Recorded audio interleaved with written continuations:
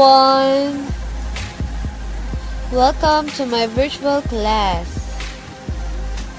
I am Ma'am J and I'm your teacher for today. Happy learning! So, ang lesson natin sa araw nito ay finding the quadratic function given the points on a parabola. So, given graph. Pero hindi na po ako nag-graph dito kasi nag-base na lang po ako sa mga points na nasa ating graph, sa ating parabola. So, let's have an example. So, number 1. Suppose points 0, 2, negative 1, 3, and 2, 6 are points on a parabola. Find the quadratic function. So, since the points lie on a parabola, we can substitute each order pair in f of x equals ax squared plus bx plus c. So, for letter A, so substitute 0, 2. So, unahin natin 0, 2. So, kapag given po natin yung mga points sa ating parabola or given natin yung mga graph, pipili lang kayo ng tatlong points. And then, isa-substitute nyo siya sa ating sa ating quadratic function na f of x equals ax squared plus bx plus c. And then, hanapin natin si a, si b, tsaka si c para makuha natin yung function, yung quadratic function. So, f of x equals ax squared plus bx plus c. So, ang y natin, yung ating f of x ay 2. Then, yung x natin, palitan natin ng 0. So, magiging 2 equals c. Or, c equals 2. So, meron na tayong c kaagad dito. Ngayon, hanapin natin si b tsaka si a. So, substitute negative 1, 3. So, yan. Substitute natin. So, ang ating y ay 3 at ang ating a ay negative po. Ang ating x ay negative 1. So, substitute lang po natin siya. So, magiging 3 equals a minus b plus c. Or, magiging a minus b plus c equals 3. Then, yung letter c, substitute 2, 6. So, ang ating y ay 6 at ang ating x ay 2. So, palitan lang natin siya ng 2. So, we have 6 equals 4a plus 2b plus c. Or, 4a plus 2b plus c equals 6. So, para makuha natin si A at saka si B, i-substitute po natin muna si C sa 2 para makakuha tayo ng dalawang equations. So, magiging A minus B equals 1. Kaya siya naging A minus B equals 1 kasi yung C natin, pinalitan ko ng 2. So, minus ko siya sa 3 kaya naging 1. And then, itong sa equation natin na 4a plus 2b plus c equals 6. So, si c, pinalitan ko ng 2. At ima-minus ko sa 6. Kaya magiging 4a plus 2b equals 4. So, meron na tayong dalawang equation. So, gamitan natin siya ng system of linear equation in two variables. So, mamili kayo kung alin dyan yung gusto nyong eliminate. So, ang in-eliminate ko po dito ay si A. So, nag-multiply ako ng negative 4. So, we have negative 4a plus 4b equals negative 4. And then, 4a plus 2b equals 4. So, pwede natin i-cancel si A. Then, 4b plus 2b equals 6b equals negative 4 plus 4 is 0. So, b is equals to 0. So, meron na tayong b, meron na tayong c. So, si A na lang. So, ang ginamit ko dito ay itong equation na a minus b equals 1.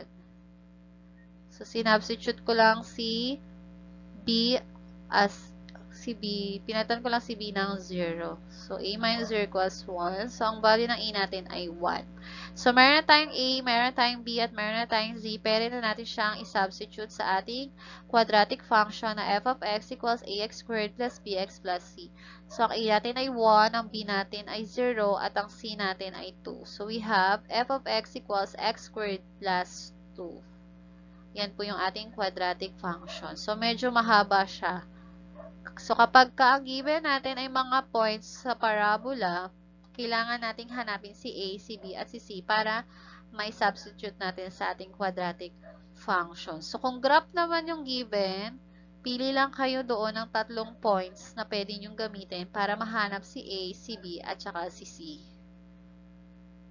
So, let's have number 2. Find the quadratic function whose graph passes through the points negative 2, 8, negative 1, 2, and 318. So, ganun pa din, kailangan nating hanapin si A, si B, at si C.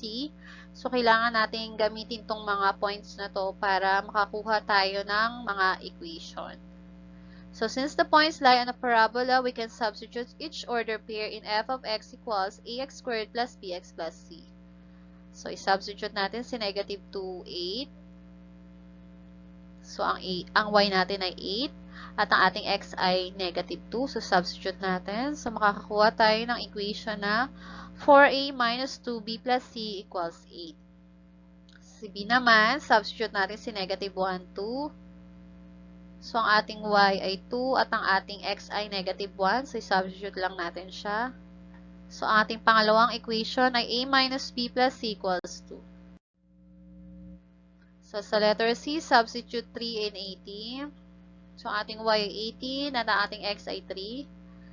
So, ang ating third equation ay 9a plus 3b plus c equals 18. So, yan yung ating equation 1, equation 2, equation 3. So, gagamit po tayo dito ng system of linear equation in two variables. Kailangan natin mag-eliminate ng mga variable para makuha natin yung mga letters na hinahanap natin, si A, B, at saka si C. So, dito, ginamit ko si equation 1 saka si 2. Ayan. So, in-eliminate ko dito ay si B.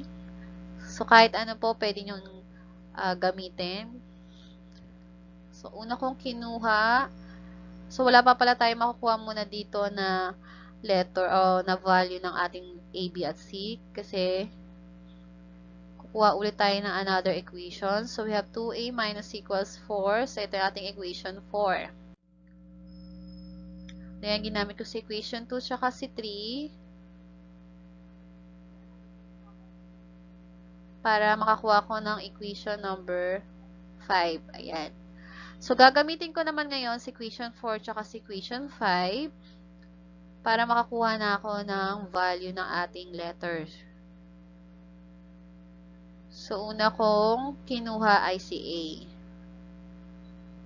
Ayan. So, 20 equals 40. So, ang value ng A natin ay 2. So, meron na akong A. So, using equation number 4,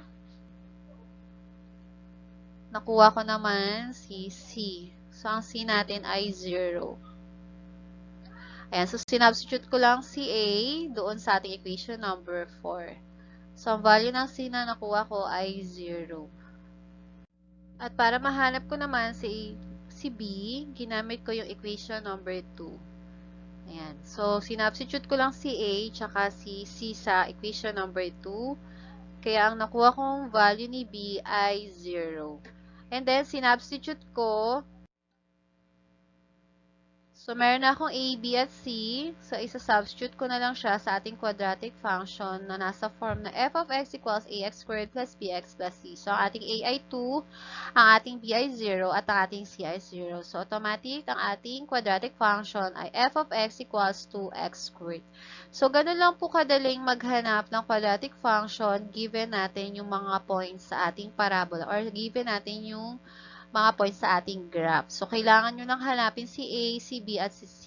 So, medyo matrabaho nga lang siya kasi mahabang proseso yung ating pagdadaanan. At pag nakuha nyo na, i-substitute nyo lang siya sa ating form na f of x equals ax squared plus bx plus c.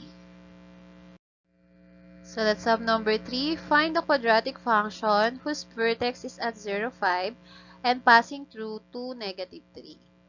So, we have y equals a times quantity x minus h squared plus k. So, dahil ang given natin ay vertex at isang point, gamitin natin yung vertex form natin, which is y equals a times quantity x minus h squared plus k.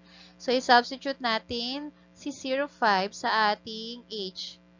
Si 0 sa h at si k sa ating 5. So, yan. So, substitute 0 to h and 5 to k. So, y equals a times quantity x minus 0 squared plus 5. Then, substitute 2, negative 3 to y equals a times quantity x minus 0 squared plus 5 to find a. So, para mahanap natin si a, i-substitute natin yung ating point na 2, negative 3. So, negative 3 equals a times quantity 2 minus 0 squared plus 5. So, yung ating y ay negative 3 at ang ating x ay 2. So, we have negative 3 equals 4a plus 5. So, 4 equals negative 5 minus 3. So, a equals negative 2. So, ang ating a ay negative 2. Then, i-substitute na natin siya sa ating vertex form. So, we have f of x equals negative 2x squared plus 5.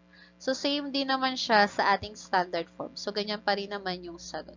So, ang ating quadratic function ay f of x equals negative 2x squared plus 5. So, let's solve number 4. Find the quadratic function whose vertex is at 4, negative 7, and passing through x equals negative 4. So, since ang given natin ay vertex at isang point which is nakalay sa ating x-intercept, so gamitin pa rin natin yung vertex form na y equals a times quantity x minus h squared plus k.